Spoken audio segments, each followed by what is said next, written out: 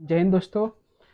तो आज एक विशेष टॉपिक की बात करने वाला हूँ, क्योंकि अभी जो फिलहाल एक वैकेंसी बहुत मैक्स अधिक वैकेंसी बोल सकते हैं, क्योंकि इतना वैकेंसी फौज में आता नहीं है। इसके पहले आया था 40-42 हज़ार के अप्रॉक्स था, ये इंक्रीज भी हो गया था बाद में। तो बस वही SSC GD का वैकेंसी आया है, बहुत दिन हो गया। यूट्यूब पे बहुत इन्फॉर्मेशन भी आपको मिल जाएगा, लेकिन इसके बारे में ये बात नहीं बोलूँगा कि हाँ कैसे क्या क्या करना है, मतलब क्या क्या इसमें एलिजिबिलिटी चाहिए, इसकी चर्चा मैं ज़्यादा करूँगा ही नहीं, क्योंकि इसके लिए बहुत सारे वीडियो आपके मिल जाएगा। मैं बात करूंगा कि दो बच्चों के लिए, क्योंकि एक फ्रेशर बच्चे हैं जो अभी हाल फिलहाल में इंटर पास किए हैं, मैट्रिक पास किए हैं और वो फॉर्म फिल कर रहे हैं, उसके लिए तैयारी कैसे करनी है। और दूसरा जो जो भी बुजुर्ग हो गए हैं, बुजुर्ग का मतलब कि जो 2-3 साल से तैयारी कर रहे हैं, उसके लिए मैं अलग बताऊंगा। ठीक है, तो थोड़ा सा मैं बात करूंगा थोड़ा सा कि इसके लिए प्रॉपर एग्जाम के लिए क्या क्या एलिजिबिलिटी है, फॉर्म कब से स्टार्ट हो रहा है, कौन कौन सा इसमें पोस्ट है, वैकेंसी कितना है, इसकी चर्चा थोड़ा सा करेंगे। देखिए, सबसे पहले बात कर लें कि इसमें सब वैकेंसी इस बार आई कितना है। तो ये वैकेंसी आई है 26,146 पोस्ट के लिए ये वैकेंसी आई है। इसमें 6-7 5-6 प्रकार का पोस्ट है। कौन कौन सा पोस्ट है, तो एक BSF का है, एक CISF का है, एक ITBP का है, एक CRPF का है, NCB का है, SSF का है और एक असम राइफल का है। इस सभी में सबसे अधिक जो वैकेंसी आया है आपको देखने को मिलेगा CISF, जो मेट्रो के पास आपको देखने को मिलता होगा कि मेट्रो के पास ये जॉब करते हैं। बहुत ही जॉब प्रोफाइल इसका अच्छा होता है CISF का। 11,000 प्लस वैकेंसी है CISF का अकेला 26,000 पोस्टों में। उसके बाद सेकंड नंबर पे 6,000 प्लस है आपका BSF, जो भी रेड क्लिफ के पास यानी पाकिस्तान वाला बॉर्डर पे, चीन वाले बॉर्डर पे रहते हैं, वो BSF रहते हैं। जनरली क्या होता है, पाकिस्तान वाले बॉर्डर पे BSF रहते हैं। ठीक है, और बाकी जो पोस्ट है थोड़ा सा कम है। दो पोस्ट जो है सबसे अधिक है, एक है CISF और एक है BSF। इसके लिए थोड़ा सा बात कर ले कि एग्जाम का बिगिनिंग डेट क्या है, कब से स्टार्ट हो रहा है। तो आप 24/11 से स्टार्ट हो रहा है फॉर्म भरने का डेट, और लास्ट डेट है आपको 31 तक, यानी 24/11 से 31 तक आप लगभग एक मंथ समथिंग है आपको एग्जाम के लिए। उसके बाद पे एग्जाम फी, यानी कब तक आप पे कर सकते हैं, तो 1 जनवरी तक आप पे कर सकते हैं, फी पे कर सकते हैं। वैसे पैसा ज़्यादा डिमांड नहीं है इसके लिए, आपको 500-1000 रुपये की ज़रूरत नहीं है। कितना रुपये चाहिए, तो यहाँ पर देखिए, एग्जाम पैसा की बात कर ले, तो अगर UR से हैं, जनरल से हैं, OBC से हैं या EWS है, ये 3 कास्ट से बिलोंग करते हैं, तो आपको मात्र 100 रुपया चाहिए फॉर्म भरने के लिए। ठीक है, बाकी अगर SC ST हैं या फीमेल है, तो उसके लिए आपको एक भी रुपया की आवश्यकता नहीं होगा, यानी 0 रुपया आपको लगेगा। अब बात कर लें कि एग्जाम फी की, तो बात हो गया कि 1 जनवरी तक एग्जाम फी पे कर सकते हैं। बाकी करेक्शन डेट, हाँ इसको ध्यान से देखिएगा। करेक्शन डेट क्या होता है, जैसे मान लीजिए मैं फॉर्म भर रहा हूँ, मेरा नाम बिट्टू है और फॉर्म में मेरा क्या है, BITU है, और मैं फॉर्म भरते समय क्या कर दिया, BITT कर दिया। तो ये सब क्या होता है, माइनर मिस्टेक जो होता है, या फादर नेम मिस्टेक हो सकता है, मदर नेम हो सकता है, एड्रेस गलती हो सकता है। तो उसके लिए जो करेक्शन होता है, उसके लिए कोई भी एग्जाम में एक अलग सा डेट होता है, उस पर ध्यान देना है और ये चेक करते रहना है फॉर्म भरने के बाद कि हाँ किसमें गलती तो नहीं हुआ है। नहीं तो क्या होता है कि आप एग्जाम पास कर लेंगे, सब आप रिटर्न पास कर लेंगे, फिजिकल पास कर लेंगे, और लास्ट में क्या होगा, तो आपको वो जो माइनर मिस्टेक होता है उसके लिए आप बाहर हो सकते हैं। तो इसलिए करेक्शन डेट आप याद रखिएगा, 4 से 6 जनवरी तक है करेक्शन डेट। और एग्जाम डेट भी सबसे अच्छी बात है कि एग्जाम डेट भी दे दिया है कि हाँ एग्जाम डेट कब कब एग्जाम होगा। तो एग्जाम दिया है 20 फरवरी से 12 मार्च, यानी बहुत ही जल्दी एग्जाम भी है।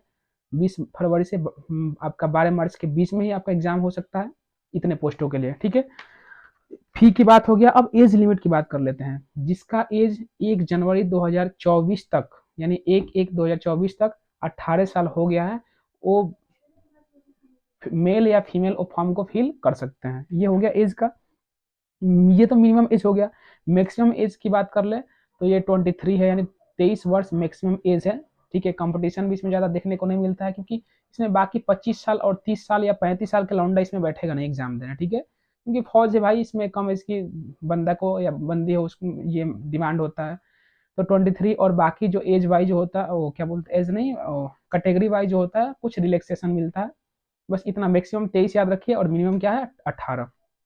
टोटल पोस्ट की बात कर लिए। अब फिजिकल एलिजिबिलिटी थोड़ा सा ध्यान से देखिएगा। अगर मेल है, ठीक है, पुरुष है, और जनरल कास्ट से बिलोंग करते हैं, OBC से या SC से, तो आपको आपका हाइट 170 सेंटीमीटर होना चाहिए, और चेस्ट जो होना चाहिए 80 से 85 सेंटीमीटर, इतना क्या होना चाहिए आपका फिजिकल के लिए, आपको ये फिट होना चाहिए, ठीक है। रनिंग के लिए तो आपको पता ही है 5 किलोमीटर रनिंग होता है 24 मिनट में 5 किलोमीटर, ठीक है। ये जनरल, ओबीसी और एसटी के लिए, ठीक है। और बाकी भी कास्ट के लिए रनिंग जो होता है ये सेम ही होता है, फीमेल को छोड़ देते हो, ठीक है। तो ये हो गया मेल का। अब मेल में अगर एसटी है, ठीक है, एसटी से बिलोंग करते हैं, तो आपका हाइट 162.5 यानी 162 है तो चलेगा। और चेस्ट भी है, चेस्ट में रिलैक्सेशन है, अगर एसटी से है 76 से 80 आपका सेंटीमीटर है चेस्ट, तो आपका चलेगा। कब? जब एसटी होंगे तो तब। अब फीमेल के लिए बात कर लें, फीमेल के लिए फिजिकल एलिजिबिलिटी क्या होना चाहिए। तो फीमेल के लिए अगर जनरल है, ओबीसी है, एससी है, तो उसके लिए हाइट 157 सेंटीमीटर चाहिए। और चेस्ट जो होता है फीमेल के चेक नहीं किया जाता है, आपको पता है, ठीक है। और रनिंग इसके लिए फीमेल के लिए कितना है, तो फीमेल के लिए 1600 मीटर है, यानी 1.6 किलोमीटर है। कितना मिनट में? 8.5 मिनट में। ज़्यादा हार्ड भी नहीं होता है। अगर कोई लड़की जो है फिट है तो दौड़ लेगी कुछ दिन के, एक दो तीन 2 से 2.5 मंथ प्रैक्टिस करेगी तो हो जाएगा, ठीक है। एसटी में बात कर ले, तो एसटी में अगर हाइट की बात कर ले, तो एसटी के लिए हाइट कितना है 150 सेंटीमीटर। ये तो हो गया थोड़ा सा बेसिकली जो एग्जाम के लिए प्रॉपर जो डिमांड है ये है। अब बात कर ले रिफ्रेशर के लिए, तो मैं तो ये बोलूंगा कि जो भी रिफ्रेशर है, यानी नया नया बच्चा फॉर्म भर रहा है और सोच रहा है कि इस बार सिलेक्शन मेरा हो ही जाए, दिमाग में रखिए कि हो ही जाए। लेकिन इसके पहले भी देखिए कि इसके पहले से जो भी तैयारी कर रहे हैं उनका वो भी एग्जाम में बैठेंगे, ठीक है। तो ये घबराना नहीं है कि हाँ मैं पास होंगे या फेल होंगे, डजेंट मैटर, ठीक है। आपको मैं एक सलाह दे रहा हूँ कि आप एग्जाम को प्रॉपर देख के जरूर तैयारी कीजिए, लेकिन इस बात पे फोकस कीजिए कि आपका फाउंडेशन कोर्स जो होता है बेसिकली, जैसे हिस्ट्री हो गया अलग, ज्योग्राफी हो गया, पॉलिटी हो गया, यानी आपका जीके का अलग से सब्जेक्ट वाइज तैयार कर लेना है। किसी भी टीचर का, जो भी आपके टीचर अच्छे लगे, यूट्यूब पे बहुत अच्छे अच्छे टीचर हैं जो फ्री में भी मिल जाएंगे, या आप कोर्स ले सकते हैं, कोर्स से भी पढ़ सकते हैं। वैसे ही मैथ का, रीजनिंग का, ठीक है। यानी 2 से 3 सब्जेक्ट का डेली आप वीडियो से आप क्या करिए, नोट्स बना लीजिए, ठीक है। और उसके बाद किसी को सोचिए कि हाँ अब ये फॉर्म आ गया है मेरा, लगभग लगभग 40% सिलेबस खत्म हो गया है, तो इस एग्जाम के लिए मैं फॉर्म भर सकते हैं या भर सकती हूँ। ये नहीं कि हाँ अभी तैयारी भी नहीं है, मैथ में सिंप्लीफिकेशन का क्वेश्चन सॉल्व नहीं हो रहा है और वो सोच रहा है कि मेरा सिलेक्शन हो ही जाए। तो ये मैं डरवा नहीं रहा हूँ, ये रियलिटी बता रहा हूँ। ऐसे आपको होने वाला नहीं है, ऐसा नहीं है कि होगा ही नहीं। मैं क्या बताया कि आपको सभी सब्जेक्ट वाइज को क्या करना है, आपको एग्जाम पे फोकस ही नहीं करना है कि हाँ सामने एग्जाम है। जिसका मान लीजिए 17 साल एज है, 18 साल एज है, 19 साल एज है, तो समझिए तो समुंदर में अभी पाव ही रखे हैं। वो सोच रहा है कि मेरा सिलेक्शन हो ही जाए, तो ये ऐसा पॉसिबल नहीं है कि उतना सिलेक्शन इतना जल्दी हो जाए। बहुत ही रेयर केस में जो 18 साल का या 19 साल का बंदा होता है वो ये एग्जाम क्वालिफाई करेगा। बाकी आप समझदार है, ठीक है। ऐसे मैं डरावा नहीं रहा हूँ, ये समझा रहा हूँ कि ऐसा आप क्या करिए, प्रत्येक यानी सब्जेक्ट वाइज तैयारी कीजिए। एग्जाम का कोई भी फॉर्म आ रहा है, जीडी का आ रहा है भर दिए, कोई स्टेट पुलिस का आ रहा है भर दिए, एसएससी का, मैं तो ये बोलूंगा कि एसएससी के लिए आप फोकस करिए।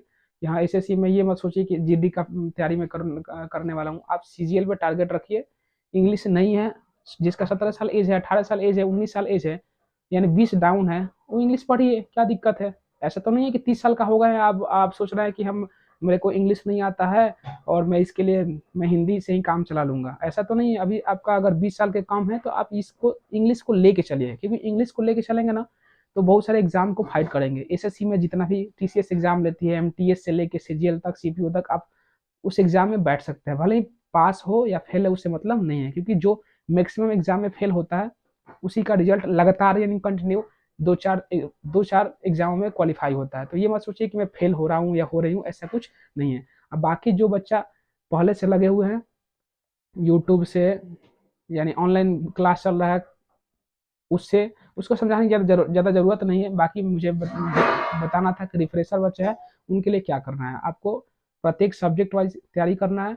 बाकी सोचिए कि हाँ मेरा एग्जाम में बैठूंगी या बैठेंगे तो क्वालिफाई होंगे, ये मत सोचिए कि मैं इस बार क्वालिफाई कर ही लूंगा, ठीक है। तब तक के लिए जय हिंद, टेक केयर, बाय।